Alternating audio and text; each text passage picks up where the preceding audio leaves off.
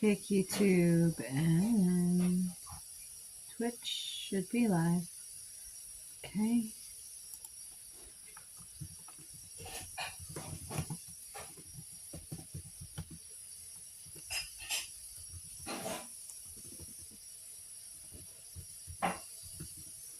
Nevermore County Unschooling live on Facebook.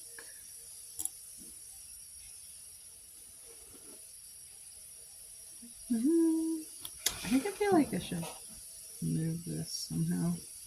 So you can see me better, because you guys can't even see my tree. Maybe if I sit like right here. You scoot over. Okay. Alright, that's close enough. Whatever. I got a tree in this one and a tree in this one somewhere over here. Okay. Alright. Hope y'all had a good Thanksgiving. Turkey day or ham day, whatever you choose. It is the day after Thanksgiving, and I don't know about y'all, but pajamas are really the only option. So,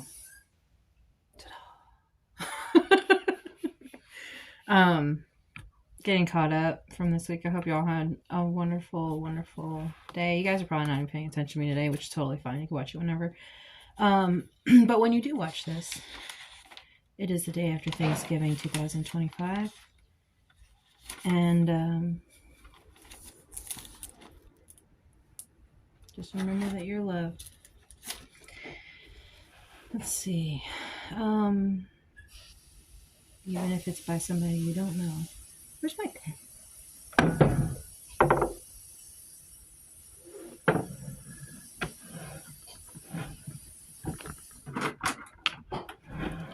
When all else fails, pencil. Is anybody else like a connoisseur of pencils?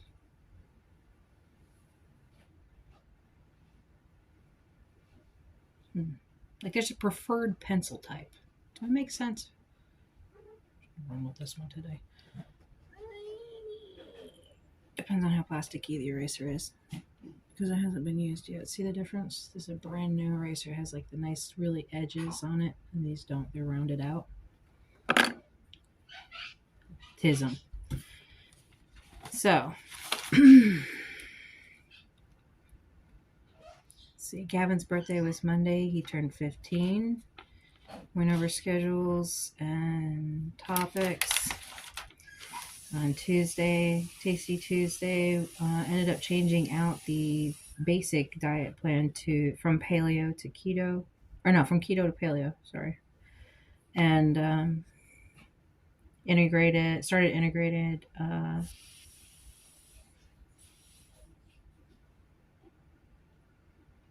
micro and macroeconomics, which I'll be streaming probably. I need to get caught up. So I'll probably be doing some of these from this week pre-recorded. Yeah, to backtrack, I'll have to pre-record. So I'm going to go ahead and rewrite that. So today we did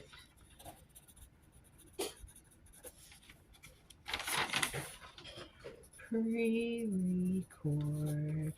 So we'll get caught up from this holiday, whatever. Probably over the weekend. Not Saturday, because Saturday I will be doing other things. So I will not be streaming Saturday. Which is tomorrow. So tomorrow will be Sunday also. So pre-record for Sunday. And then I'll get everything, all the multi-postings uploaded on Sunday for next week. So for those of you who want to get caught up for what we were doing, check out my, I believe it'll end up being on my YouTube, because I'm not sure exactly where I could put the pre-recorded stuff. So I'll have to look into that later today. So I'm going to go ahead and write that in also. Once we get done with today, to find out how to upload pre-recorded. I don't know if you can do that in Twitch or not. Content to ... And I'm gonna put YouTube and then Twitch question mark because I don't even know if they allow pre-records. I don't think Kick does. Live seems to be like where it's at. So, but I also, unless I do like a holiday special where it's like an all-day stream, but I don't think I'm even gonna do that.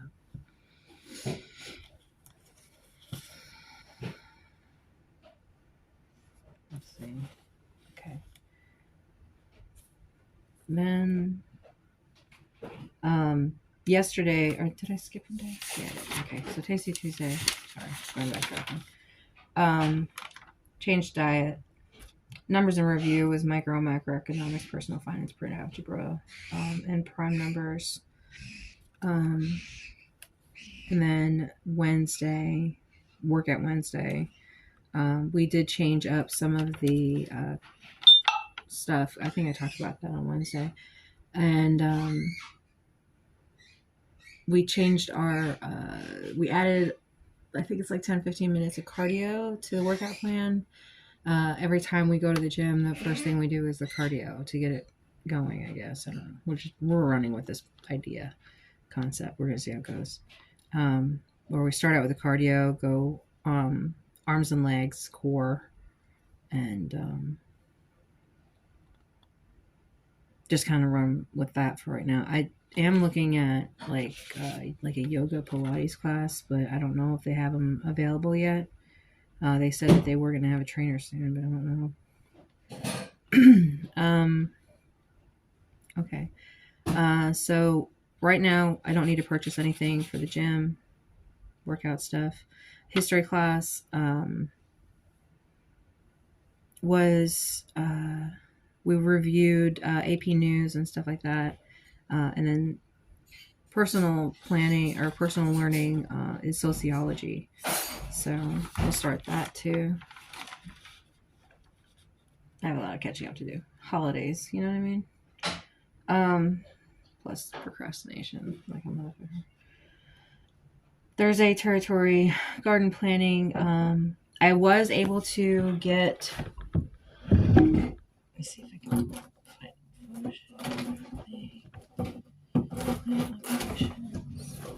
Okay, so I was able to get my binders. Yay! It's only been like 2 months. So, I do have some seeds in here, as you can see. I have a pre-plan from when I was doing it over at the camper. So I'll kind of be going through that. I'm planning for stuff for that. For here. So, and then also we did talk about that there is a seed donation location at the library. And they also have a community garden there. And I highly, highly, highly suggest you checking out your community gardens. If they don't have one, talk to your community about starting one. Let's see. And farmersalmanac.com was one of the website reviews. Georgia Virtual Learning, as well as Khan Academy, which is the ones that I've been using for my baseline learning, just so this way I have something, somewhat of a curriculum to go off of, a very light touch of curriculum, not even very heavy. So today I'm going to be going over events and stuff in the area, planning for, which is now, for most of you, we're stuck in the middle of like 2 months of straight holidays. So, or at least the next 30 days or so, probably more than that, is like straight holidays for like the world, it seems like. So planning out a holiday event, or like, and if you guys are having any kind of things going on, I'm sure it's probably chaotic, but for me, I don't really have anything planned, so yay. In Christmas. Let's see. Field trips. Today's vehicles, which we kind of like worked through them, but I'm gonna start going a little bit more through it today. Uh, Monthly chores is probably gonna be fridge because we did talk about cleaning out the fridge. I haven't done it. Have y'all seen those, like the new trend where like the refrigerators are all like fancy and stuff inside? Um, if you don't know what I'm talking about, just Google refrigerator decor trend. I guess would probably be the best way to search it. But it started with this one lady that I was watching on TikTok, and she has like a pink Barbie house or something like that. Anyways, and so she decorated the inside of her refrigerator with like wallpaper and like little chandeliers and trays and stuff like that. And like, you know how people will normally like organize their fridge, and I know here lately in TikTok it was like clean talk or organizing or whatever.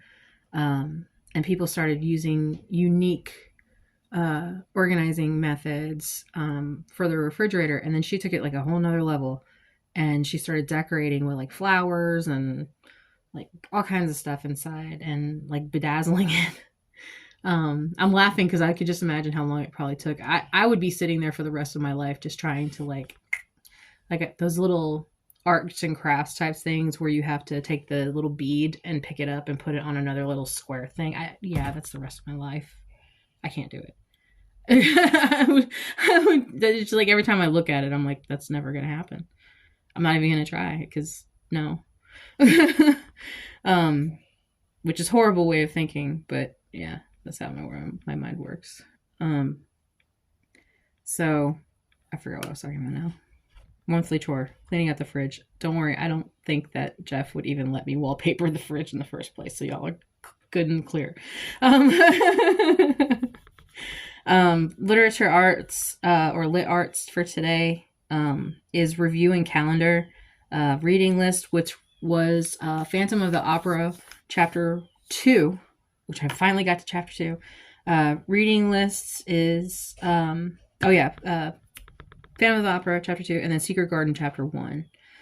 Show and tell, we didn't really do any crafts this week per se. I did kind of make a cute little meal plan thing for my refrigerator. I don't know if you guys can see this or not. It's like the simplest thing in the world, but for some reason I think it's so cute.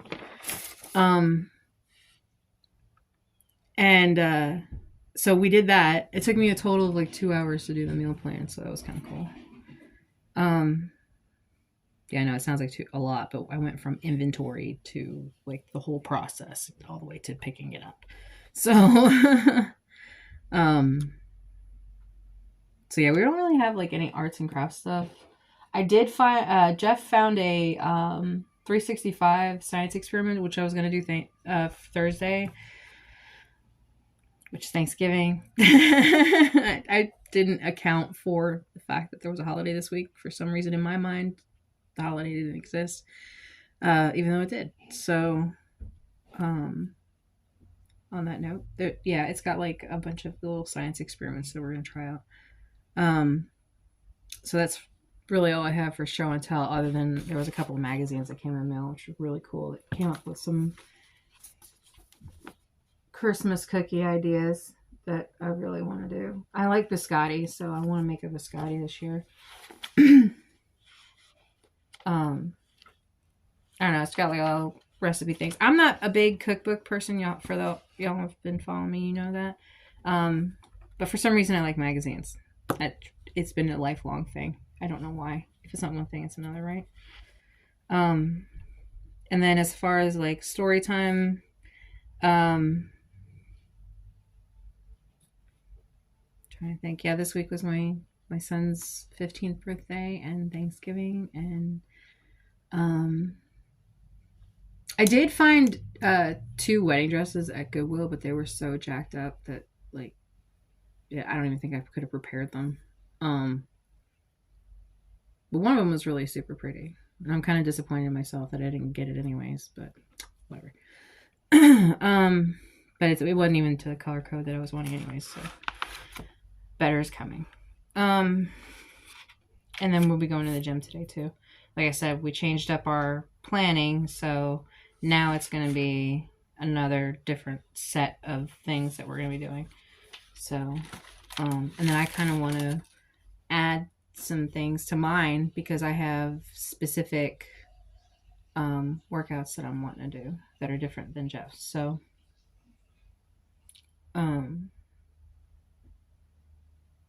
so we'll see how that goes. But yeah, so I have a lot of catching up to do. I didn't realize how much catching up to do I had. I think Monday we talked about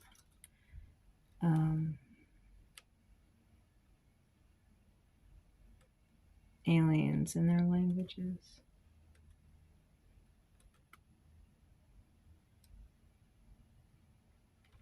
No, we did that on either Tuesday or Wednesday.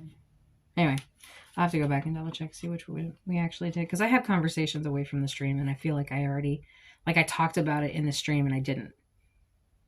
So, I'll have to backtrack and see what I did.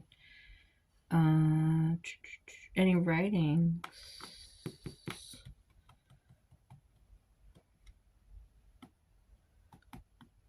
I don't think I've been writing in this book. I've been kind of like distracted lately. I haven't been writing or scribing as much lately, or at all, really. I have a lot on my mind though, so I guess I should do that too. Let's see.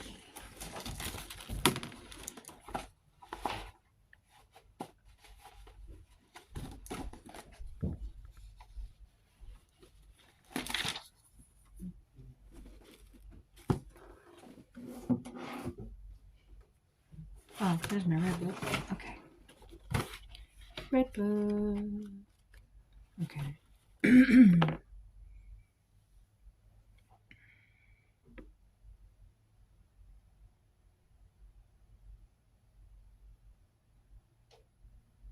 Okay. So, in projects, here's a old writing. I don't know if I wrote it or if I've read this one before or not.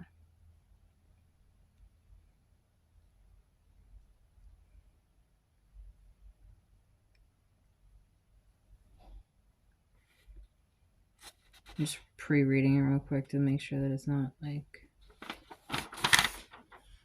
too much.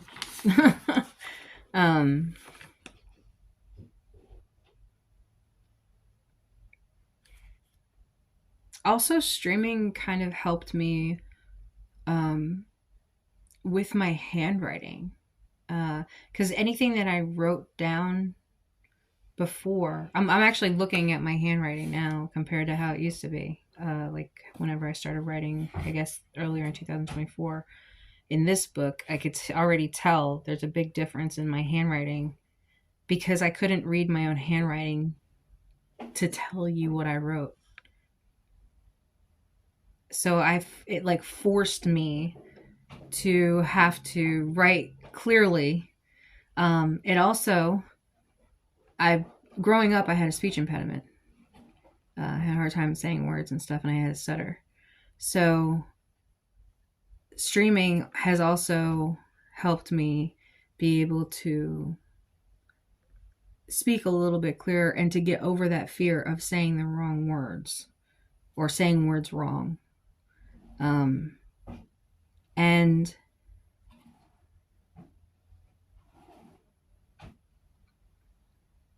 sometimes we don't realize that there are things that we do that need improvement until we are basically sat down and it's mirrored back to us either through another person or through something that we actually get to see ourselves. We get to it mirrors something back to ourselves.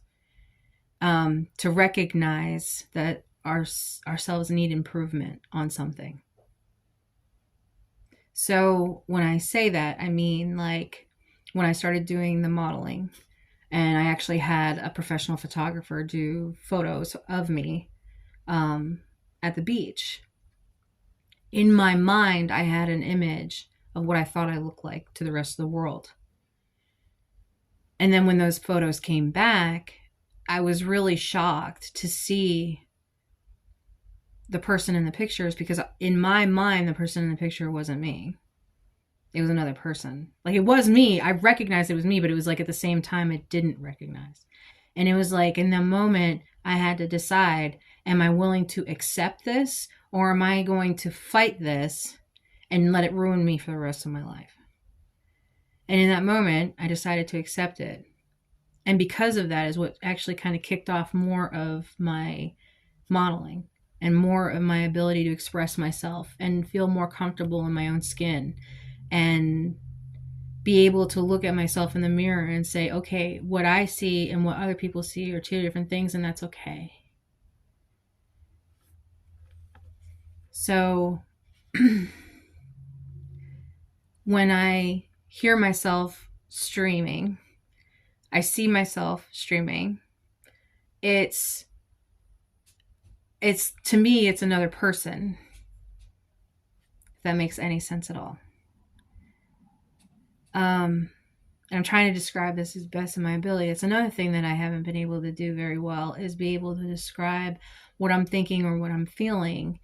And streaming and people in my life have started to bring that out, almost like a forced change, which is for my betterment in the long run, even though it sucks and it hurts right now, because it's forcing me to recognize the qualities about myself that are needing work.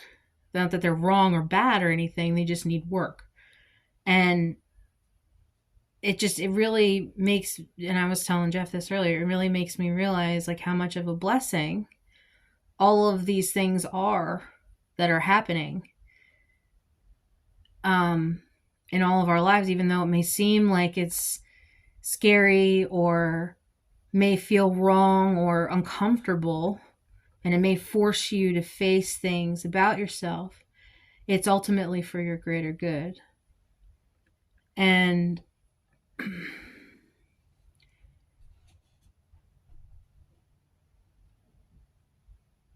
sometimes we don't realize how much healing we really need until we have met someone who is already healed or in the process of healing, but at a different level. And I hope that by me talking on the streams and going out in the world and meeting people and having conversations with them, that I'm allowing people to start their healing process. I hope that's you understand that being triggered and being offended and getting shocked or something like that, it's part of the healing process. You have to get offended to understand, to be able to correct the path and move forward from it. And I don't think we realize as a society how much our interaction with the rest of the world is, even if we're recluse. So anything that you do now is going to affect your future.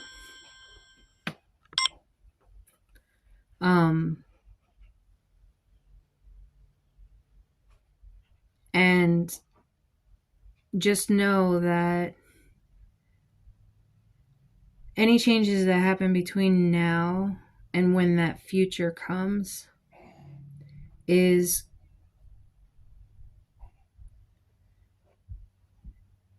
going to be for the betterment of everyone in the long run.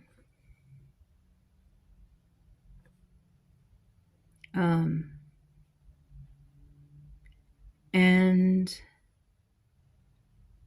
to be aware, stay aware, so that when the changes come, that it's something that hopefully you can get a handle on.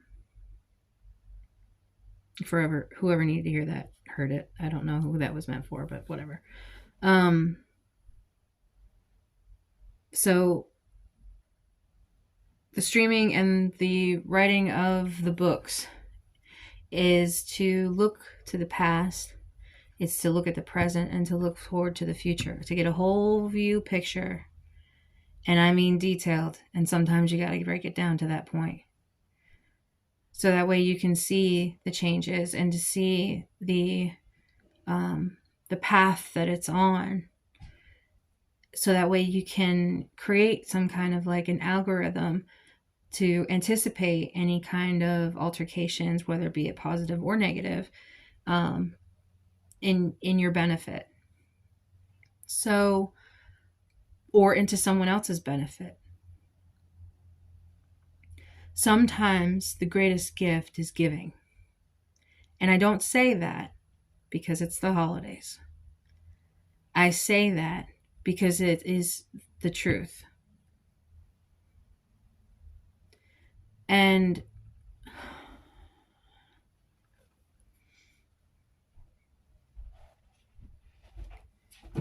when I write or scribe, it is to give you guys an understanding of everything. And to give you a way to open your eyes and to open to your mind to another way of thinking. And understand that even if you are traditional or set in your ways, that it's still okay to have an open mind, to have that open door, to have that open window, to see outside of the box that you're living in, the societal box that you've been conformed to, that it's all you know, and that's fine. But there is a world outside of that. And I hope that all of you have a chance to be able to experience that in your lifetime. We all begged the universe to be here for a maximum of 100 years. And most of us don't even live that long. So what are you going to do with your life? I've said this, I don't know how many times with Jeff and the kids, and I've even said it on the stream before. And this is what I'm doing with my life. It may not be the greatest, and it may not be right to some people, but this is all I know to do. And I hope it helps somebody somewhere. So when I write in projects and stuff like that, and it may not make sense, the things that I say, I hope it does one day.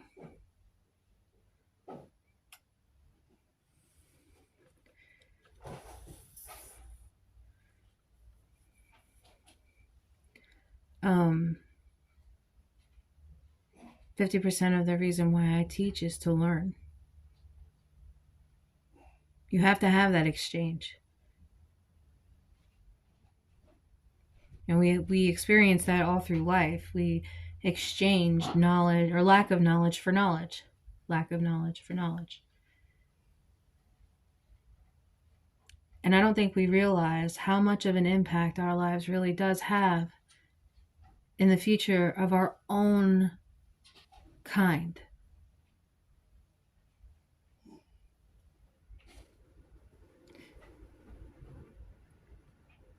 Theory, I have a lot of them, that we are the missing link to our own lives. That the DNA strands of information that we carry in the center of our being is time different than the rest. Time being man-made construction. It's a structure that is required to crossbreed for its own survival. Much like friction, there's jumping points like static, still yet unknown, and the distraction. The destination of the journey may be treacherous, yet we still march on to a better tomorrow.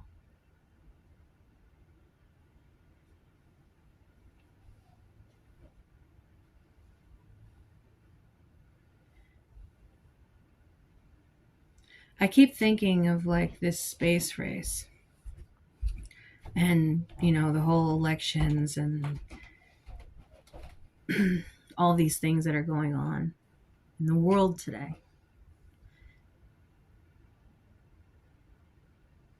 I don't think we've realized how far we have advanced in the past 10 years as a society, as a world. Even though we were in isolation, we had advancement in that isolation.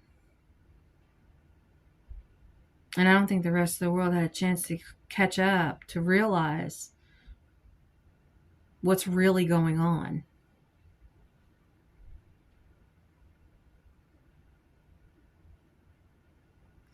And I think by the time that we do have a chance to realize, it's going to be almost too late. And by that saying,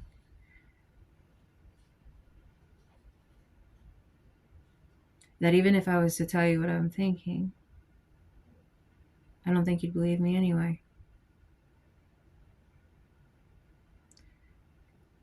If I hold tongue and it stays true, then the future that we thought we knew will be brand new.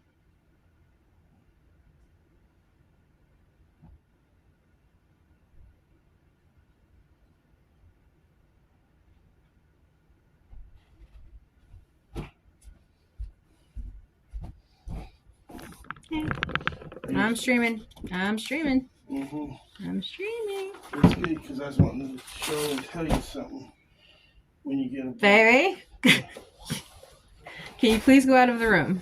Oh, And put some clothes on. I didn't realize I was just trying to take care of something. Trying to get me kicked off here. Jesus.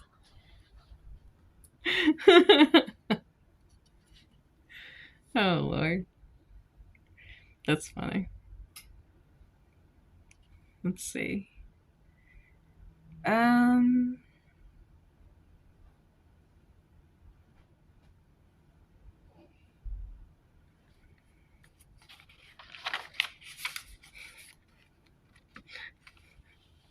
I love you.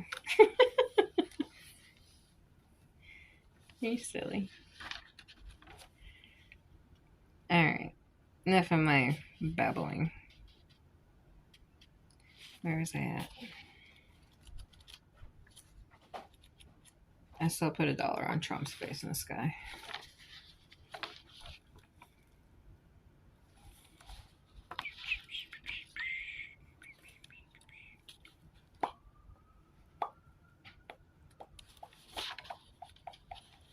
Trying to see if I have anything else here.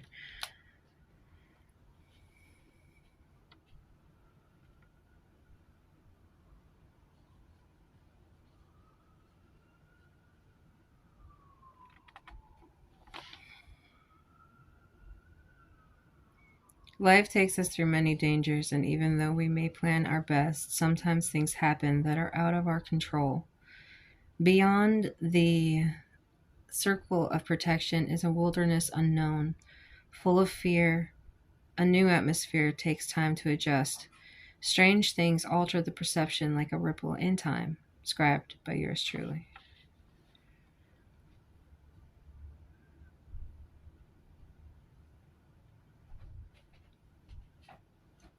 You already know the answer, mind reader. When nothing adds up, it's time to subtract.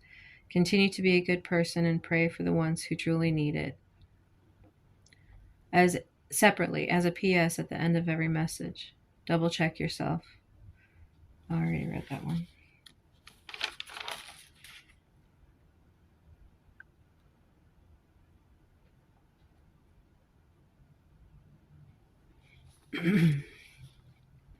Here's to Tomorrowland, wherever you may be.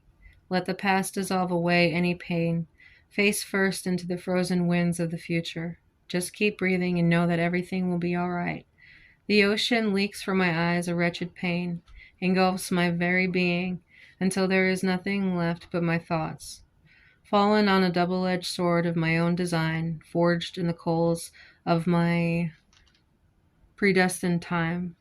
shaking in my bones, rattled by the shock waves. Betrayal from your own mind, rise or fall, no one can have it all. Or so they say. Family or career, why not both to be fair? Equal portions to be shared, an agreement.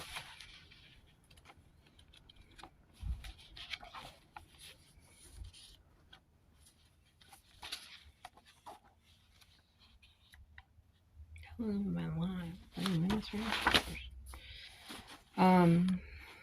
Okay. I'm just trying to see if there's anything that I hadn't read yet. There's not much. At least of these books. The ones that are in storage, though, I don't even know how many.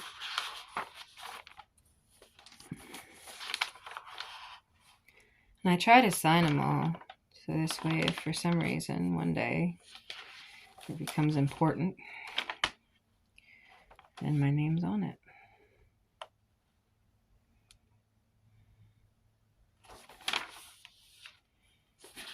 Oh yeah, personal timeline. We did work on that again earlier.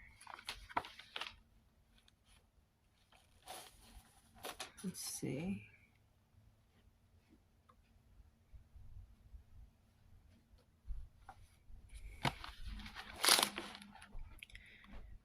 If you could go back in time, what would you tell yourself? Pull the trigger before it's too late. Self-discipline is for your own good. I know life can be tough and feelings are hard to bear. The truth of the matter is, as long as you are alive, they will always be there, sometimes stronger than others. This is a part of learning yourself, to step outside your comfort zone, to the truth of it all. No one has control over anything. I may not know any higher ups, but I know one who reigns supreme. The difference between what is in our thoughts and our reality can be vastly eye opening, and the change in perspective can be life altering.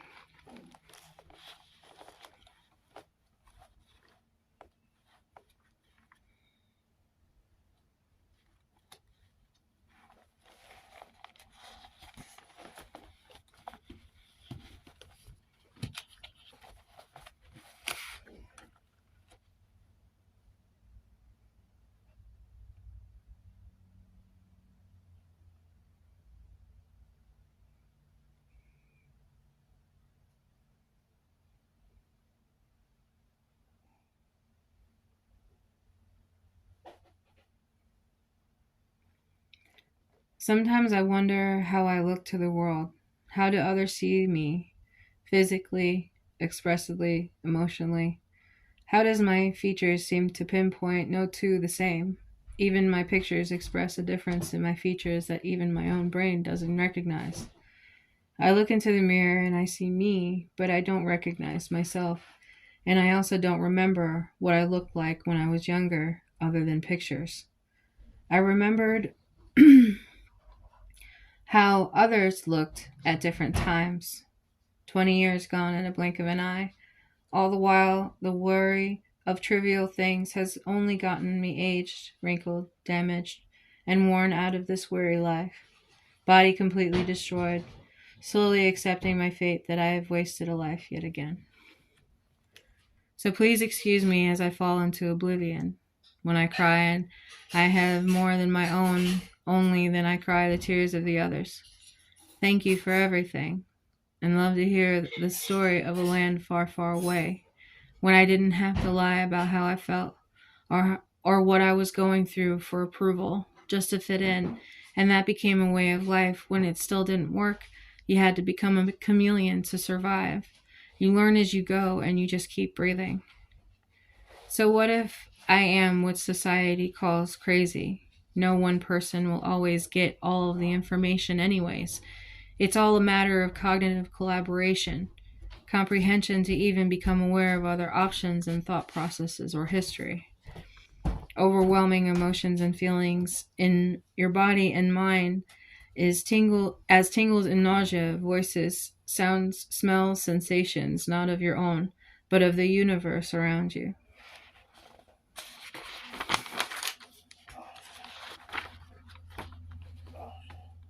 So I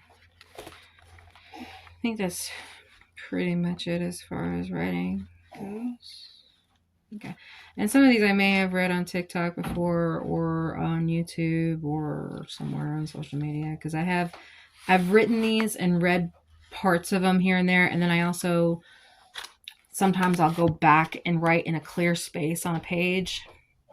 So I have to backtrack sometimes, and it's good to backtrack because even reading it or rereading it at specific points in time in your life, going back to a previous journal and looking at it, not only it inspires you to see how far you've come, which you have come very far from your last point, but also gives you an opportunity to look at your mind state and where you were as a checkpoint for future planning.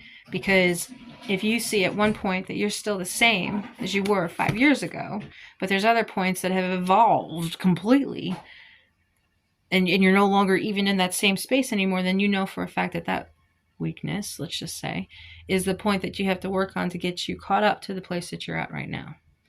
And even then, so to speak, would be a feat.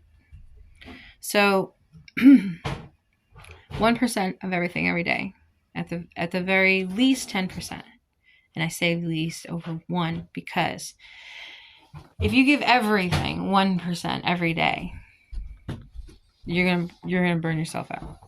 But if you do 10% of something, then it's more of a chunk of that one thing in that day. So it's not taking bigger chunks. So 10%, give it 10%. And even if in that 10% that you only do 1% of it that day, you're already 1% better than you were before. So, and by the end of the year, you're 365% better. Anyway, so back to what I was saying. Friday. All right, so that's story time, and review in calendar is photo 1. Let's see. Phantom of the Opera.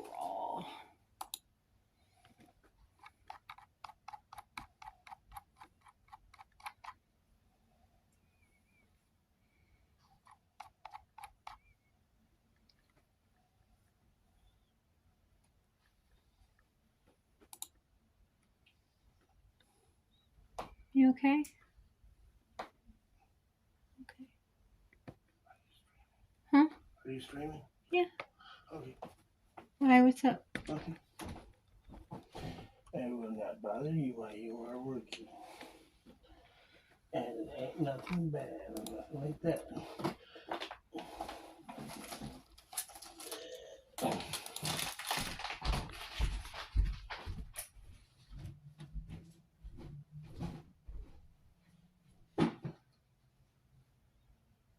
Oh, y'all go check out my social media has been updated, and I think I have everything all set and ready now.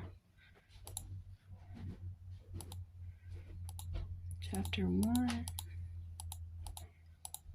Gosh, how far is chapter 2? See, this is the hard part about reading books like this, is that they're so long. And this generation nowadays, it's got to be quicker. We're so, everybody's so used to that stream, like let's scroll, get to the next thing, 30 seconds. Let's get to the next 30 seconds. Let's get to the next 30 seconds. Let's get to the next 30 seconds. But it's not even 30 seconds anymore. It's more like 3. So when their brains, all this generation of electronics, have gotten to the point now where they're solely dependent on that, and you have to have constant information pouring in, no one's going to sit through a lecture. Unless it's something that is a specialty. So, if I talk fast and I talk about a lot of things and random ass words come out, guess what? It's meant for somebody somewhere because this is an international stream. It is worldwide. Anybody at any point in time can watch these streams. Also, it is now documented electronically that I have said these things or done these things. And now is forever a part of our electronic history as a society and will be carried forward as information points for AI, including our DNA, which will be transported, possibly to other planets, if it hasn't already. So be ready for that.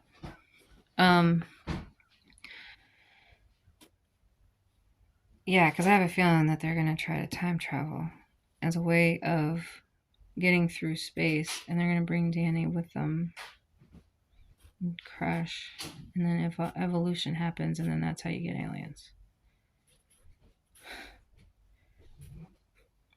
They're us. Just different.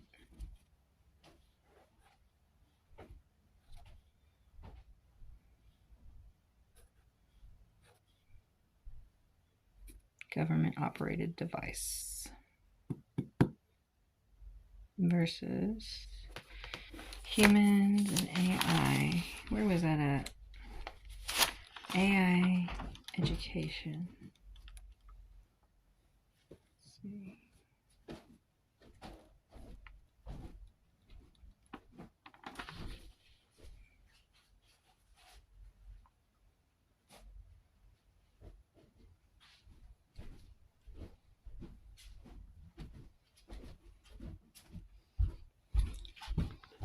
I saved something for emergency for you. Okay. Oh, cool. Thank you. Well, don't put it off. You better eat it. No, I'm gonna sit there for right now. Okay. You okay? Yes, ma'am. I sure is. Okay. Alright. So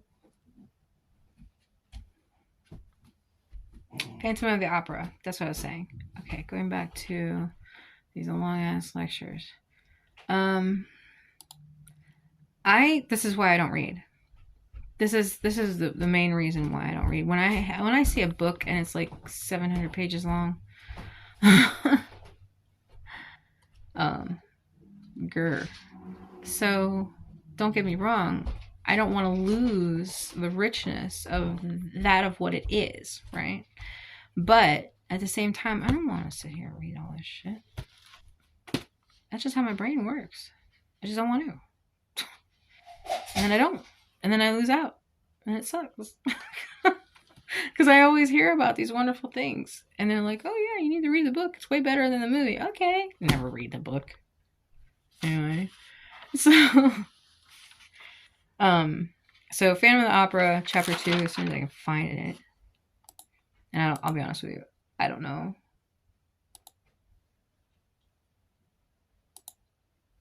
Where it is. Okay, I know I did not read that. Okay, Chapter 3 is right there, so go back. That's another thing, too, is on this website, I don't even know what website it is. Oh, manybooks.net. Again, I'm not sponsored by anybody. I don't think anybody would ever sponsor me. That's whatever. So, where's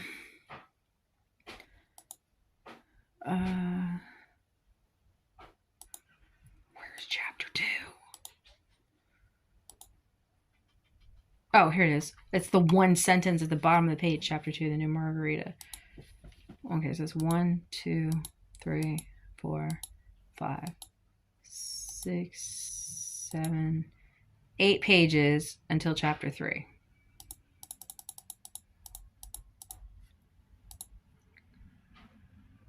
And I can't enunciate the words right, so bear with me. All right, Chapter 2, Phantom of the Opera. Ma Jams gave her opinion while she emptied a glass of liquor that happened to be standing on a table. The ghost must have something to do with it. The truth is that no one ever knew how Joseph Bouquet met his death. The verdict in the inquest was natural suicide. In his memoirs of management, M. Moncharmin, one of the joint managers who succeeded MM, Debian and Poligny, described as incidents as follows. Oh wait, I already read that. Never mind. That's the last of Chapter 1. I'm not okay today. Let's see. On the first landing, Sorelli ran against the Comte de Chagny, who was coming upstairs. The Count, who was generally so calm, seemed greatly excited. I was just going to, he said as he's taking off his hat. Oh, Sorelli, what an evening. And Christine Day, what a triumph. Impossible, said Meg Geary. 6 months ago, she used to sing like a crock. But do you let us get by, my dear Count, continues the brat with a saucy curtsy. Do let us get by, my dear Count. Yeah. We are going to inquire after a poor man who was found hanging by the neck. Just then, acting manager came fussing past and stopped when he heard this remark. What? He explained roughly. Have you girls heard already? Well, please forget about it for tonight, and above all, don't let M. Debian and Poligny hear. It would upset them too much on their last day. They all went on the foyer of the ballet, which was already full of people. The Comité de Chenie was right. No gala performance ever equaled this one. All the great composers of the day had conducted their own works in turns. Fowler and Cross had sung, and on the evening Christine Day had revealed her true self for the first time to the astonished and enthusiastic audience. Gounod had conducted the funeral march of Marionette Ryer, his beautiful overture to Siguar Saints, the Danse Macabre, and the Reverie Orientale. Massenet, an unpublished Hungarian march. Girard, his Carnaval de la Basse, the False Lenti from Sylvia, and the Pizzicati from Coppola. Okay, so these are just all a bunch of people, okay? And where they're from. Mila Kraus had sung from the Bolero in the Vesperi Siciliani, and Denise Bloch the drinking song of Lucretia Borgia. Okay, for anyone who's ever actually read The Phantom of the Opera Chapter 2, that's how I pronounce those words. I'm going to go ahead and tell you I botched every single one of those. So, the real triumph was reserved for Christine Day, who was begun by singing a few passages from Romeo and Juliet. It was the first time that the young artist sang in his work of Gounod, which had not been transformed to the opera, which was revived at the Opera Comique after it had been produced at the Old Theatre Lyric by Carvalho, M.M.E. Carvalho. Those who heard her say that her voice in these passages were seraphic, but this was nothing to the superhuman notes that she gave forth in the prison scene at the final trio of the Faust, which she sang in the place of La Corletta, who was ill. No one had ever heard or seen anything like it. Day revealed that a new Margarita that night, a Margarita of a splendor, a radiance hereunto unsuspected. The whole house went mad, rising to its feet, shouting, cheering, clapping, while Christine sobbed and fainted in the arms of her fellow singers and had to be carried to her dressing room. A few subscribers, however, protested. Why had so great a treasure had been kept from them all that time? Till then, Christine Day had played a good Sibyl to Carlotta's rather too splendidly material Margarita, and it had needed Carlotta's incomprehensible and inexcusable absence from this gala night for this little doll at a moment's warning to show all that she could to be a part of the program reserved for the Spanish diva. Well, what the subscribers wanted to know was why had Debian and Poligny applied today when Carlotta was taken ill? Did they know of her hidden genius? And if they knew it, why had they kept it hidden? And why had she kept it hidden? Oddly enough, she was not known to have a professor of singing at that moment.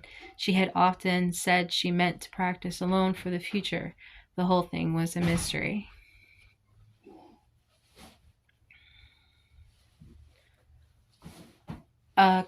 The Comte de Chagny, standing up in his box, listened to all this frenzy and took part in it loudly applauding. Philip George Marie Comte de Chagny was just 41 years of age. He was a great aristocrat and good-looking man, above middle height and with attractive features. In spite of his hard forehead and his rather cold eyes, he was exquisitely polite to the women and little haughty to the men who were not always forgave him for his successes in society. He had an excellent heart and an irreproachable conscience. On the death of the old Count Philibert, he became the head of one of the oldest and most distinguished families in France, whose arms dated back to the 14th century. The Chagnys owned a great deal of property, and when the old count, who was a widower, died, it was no easy task for Philip to accept the management of so large an estate. His two sisters and his brother Raoul, who would not hear of a division and waived their claim to their shares, leaving themselves entirely in Philip's hands as though the right of primogeniture, Primogeniture,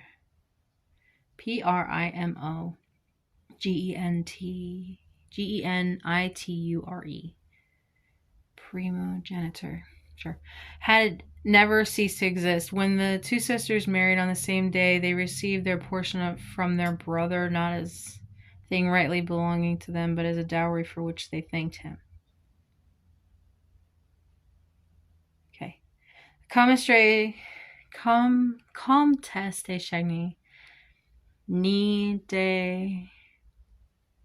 Oh my gosh, this is like in French or something. I don't know. More Auguste de la Martiniere had died giving birth to Raoul, who was born 20 years after his elder brother. At the time of his old count's death, Raoul had 12 years of age.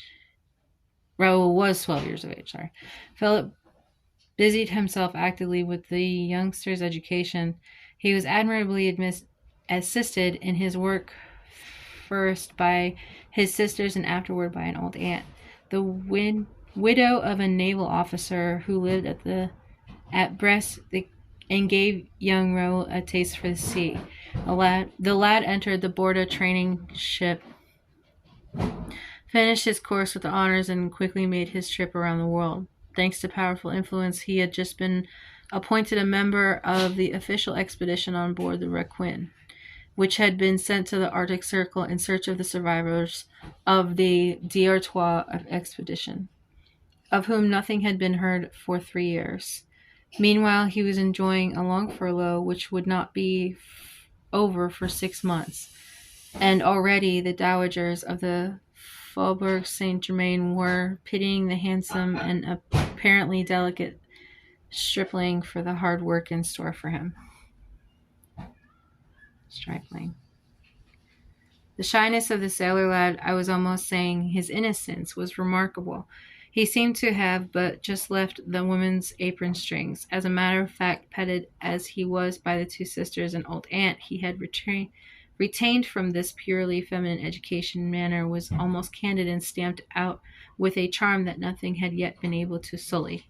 He was little over 21 years of age and looked 18. He had a small, fair mustache, beautiful blue eyes, and a complexion like a girl. Philip spoiled Raoul to begin with. He was very proud of him and pleased to foresee a glorious career for his junior in the Navy, in which one of their ancestors, the famous Chénier de la Roche, had held the rank of admiral. He took advantage of the young man's leave of absence to show him Paris, and with all its luxuries and artistic delights, the Count considered that at Raoul's age it is not good to be too good. Philip himself had a character that was very well balanced in work and pleasure alike. His demeanor was always faultless, and he was incapable of setting his brother a bad example. He took him with him wherever he went. He even introduced him to the foyer of the ballet.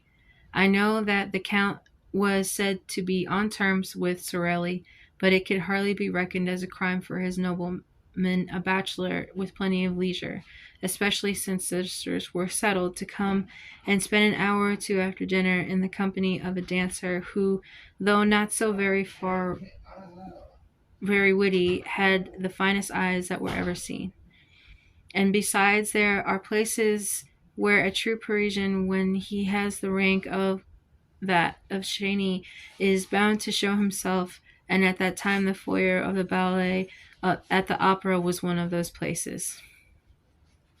Lastly, Philip would perhaps not taken his brother behind the scenes of the opera if Raoul had not been the first to ask him, repeatedly renewing his request with a gentle obstinacy, which the Count remembered at a later date.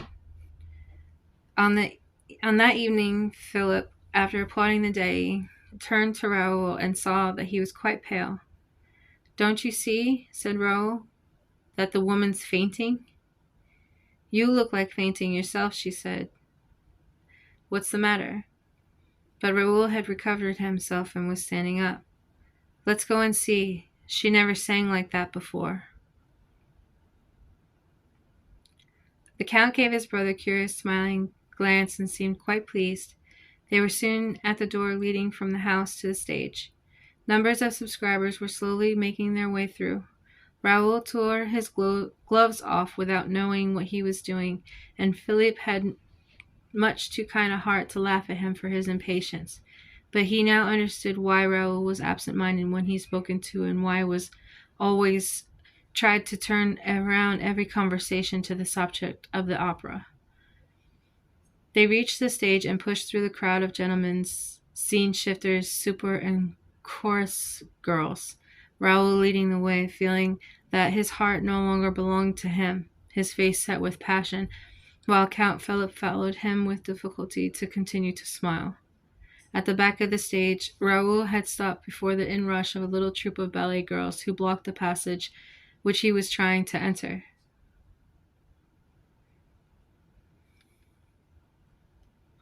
More than one chaffing phrase darted from the little made-up lips, to which he did not reply, and the last was able to pass and dived into the semi-darkness of a corridor ringing with the name Day. The Count was surprised to find that Raoul knew the way.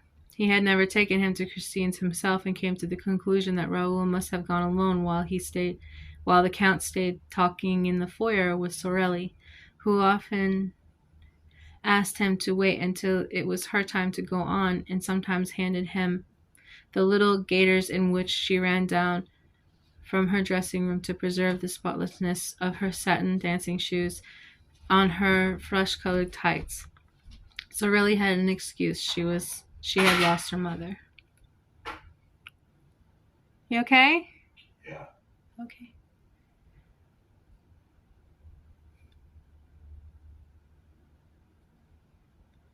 Postponing his usual visit to Sorelli for a few minutes, the Count followed his brothers down the passage that led to Day's dressing room, and saw that it had never been so crammed as on that evening, when the whole house seemed excited by her successes and also by her fainting, for the girl had not yet come to, and the doctor of the theatre had just arrived at the moment when Raoul entered at his heels. Christine therefore received the first aid of the one, while opening her eyes in the arms of the other. The Count had many more remaining crowded in the doorway. "Do you think, doctor, that those gentlemen had better clear the room? There's no breathing here." "You're quite right," said the doctor. And he sent everyone away except for Raoul and the maid, who looked at Raoul with eyes of the most undisguised astonishment. She had never seen him before, and yet dared not question him, and the doctor imagined the young man was only acting as he did because he had the right to. The Viscount, therefore, remained in the room, watching Christine as she slowly returned to life, while even the joint managers, Dabien and Poligny, who had come to offer their sympathy and congratulations, found themselves thrust into the passage amongst the crowd of dandies, and Commentator Chandet, who was one of those standing outside, laughed. "Oh, the rogue," he added, under his breath. "Those youngsters with their schoolgirl airs. So he's a Cheney after all." He turned to go to Sorelli's dressing room, but met her on the way, and her little troop of trembling ballet girls, as we have seen. Meanwhile, Christine Day uttered a deep sigh, which was answered by a groan. She turned her head and saw Raoul started and looked at the doctor, to whom she bestowed a smile, then at her maid, and then at Raoul again. Monsieur, she said in a voice not much above a whisper, who are you? Mademoiselle, replied the young man, kneeling one knee and pressing fervent kiss on the diva's hand. I am the little boy who went into the sea to rescue your scarf. Christine again looked at the doctor and maid, and all three began to laugh. Raoul turned very red and stood up. Mademoiselle, he said, since you are pleased not to recognize me, I should like to say something to you in private, something very important. When I am better, do you mind? You have been very good. Yes, you must go. Leave me to attend to Mademoiselle, said the doctor. I am now not ill now, Christine suddenly, with a strange and unexpected energy. She rose and passed her hands over her eyelids. Thank you, doctor. I would like to be alone. Please go away, all of you. Leave me. I feel very restless this evening. The doctor tried to make a short protest, but perceiving the girl's evident agitation, he thought it best remedy not to thwart her, and he went away, saying to Raoul outside, she is not to herself tonight. She's usually so gentle. Hey. Oh, I had to pay real quick. Then he said good night, and Raoul was left alone. The whole of this part was the theater was now deserted. The farewell ceremony was no doubt taking place in the foyer of the ballet. Raoul thought that Day might go to it, and waited in the silent solitude, even hiding the favoring shadow of a doorway. What's the name of that story? Phantom of the Opera. Oh, you said Raoul? I read a book in 5th grade. It was called Raoul Makes a Decision. I thought that was it. I never heard that story ever again since 5th grade. I thought that's what it was. Oh, Lord. Raoul. Yeah. It's one of those names that kind of stands out, huh? Yeah.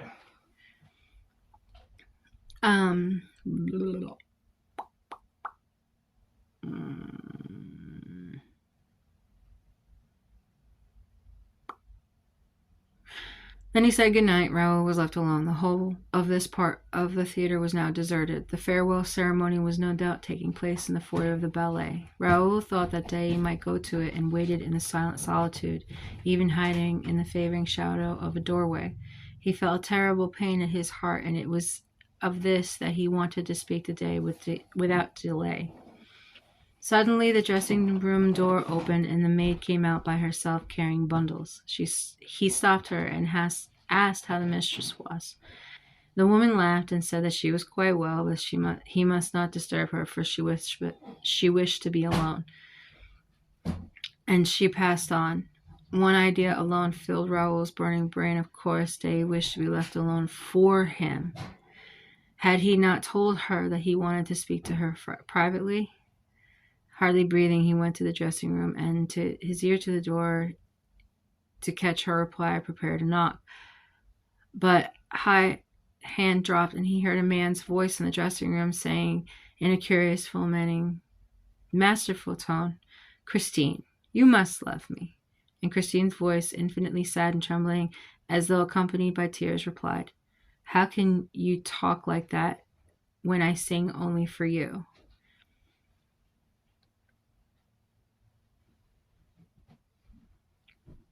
Raoul leaned against the panel to ease his pain. His heart, which had seemed gone forever, returned to his breast and was throbbing loudly. The whole passage echoed, and it was beating, and Raoul's ears were deafened. Surely, if his heart continued to make such a noise, they would hear it inside. They would open the door, and the young man would be turned away in a disgrace. What a position for Chaney, to be caught listening behind a door. He took his heart in his two hands to make it stop. The voiceless man spoke again. Are you very tired? Oh, tonight I gave you my soul, and I am dead, Christine replied.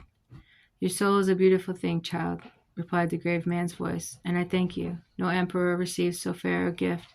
The angels wept tonight. Raoul heard nothing after that. Nevertheless, he did not go away, but as though he feared lest he should be caught, he returned to his dark corner, determined to wait for the man to leave the room. At one and the same time, he had learned what love meant and hatred. He knew that he loved. He wanted to know whom he hated. To this great astonishment, the door opened and Christine Day appeared, wrapped in furs, with her face hidden in a lace veil alone. She closed the door behind her, but Raoul observed that she did not lock it. She passed him. She did not even allow her eyes. He did not even follow her with his eyes, for his eyes were fixed on the door, which did not open again. When the passage was once more deserted, he crossed it, opening the door of the dressing room, went in and shut the door. He found himself in absolute darkness. The gas had been turned out. "There is someone here," said Raoul, and his back against the closed door in a quivering voice. "What are you hiding for?" All was darkness and silence. Raoul heard only the sound of his own breathing. He quite failed to see that the indiscretion could be his contact was exceeding all bounds. "You shan't leave this until I let you," he explained. "If you don't answer, you are a coward, but I'll expose you." And he struck a match. A blaze lit up the room. There was no one in the room. Raoul first turning the key in the door lit the gas jets. He went to the dressing closet, opened the cupboards, hunted about, and felt the walls with his moist hands. Nothing. "Look here. Am I going mad?" He stood for 10 minutes listening to the gas flirting about in silence in the empty room. Lover though he was, he did not even think of stealing a ribbon that would have been given him the perfume of the woman that he loved. He went out not knowing that he was doing or where he was going. At a given moment in his wayward progress, an icy draught struck him in the face, and found himself at the bottom of the staircase, down which behind him in a procession of workmen were carrying a sort of stretcher covered in a white sheet. "Which is the way out, please?" he asked one of the men. "Straight in front of you. The door is open, but let us pass." Pointing to the stretcher, he asked mechanically, "What's that?" The workman answered, "That is Joseph Bouquet, who was found at the third cellar, hanging between the farmhouse and a scene from the Roi de Lahore." He took off his hat, fell back to make room for the procession, and went out. Chapter 3. The Mysterious Reason. So next Friday, we will be doing Chapter 3.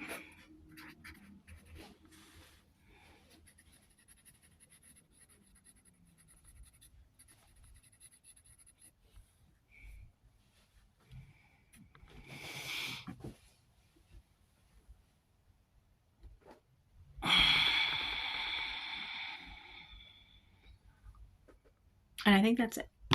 So, I have been live for an hour, and I hope y'all have a good day. I'm going to go spend it with Jeff and the kids maybe later or tomorrow, and go from there. Yeah, tomorrow. We're all going to storage. Yay. All right. I hope y'all have a good day, and until I see you again, behave.